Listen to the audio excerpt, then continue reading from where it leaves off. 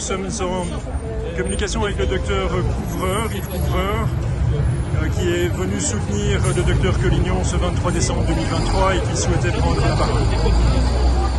Merci Monsieur de Broqueville. Je ne sais pas si avec la musique de fond on m'entend, on m'entend beaucoup.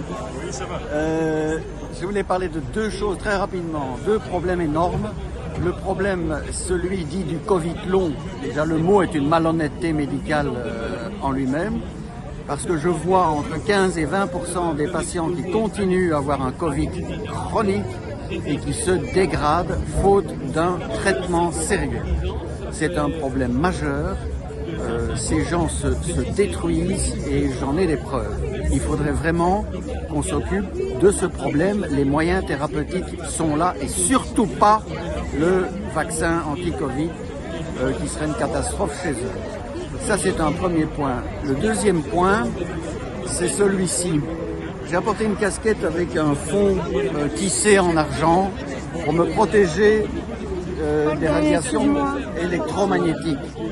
J'ai maintenant un certain nombre de victimes qui témoignent d'ailleurs sur Crowdbunker, qui sont victimes de l'État, parce que là, ça n'est plus de l'électrosensibilité, c'est un acte délibéré de l'État contre ses propres citoyens, qui sont des cobayes d'expériences, pour des expériences absolument affreuses, consistant d'abord à isoler la victime par un harcèlement en réseau. Il y a des dizaines de personnes qui leur pourrissent la vie.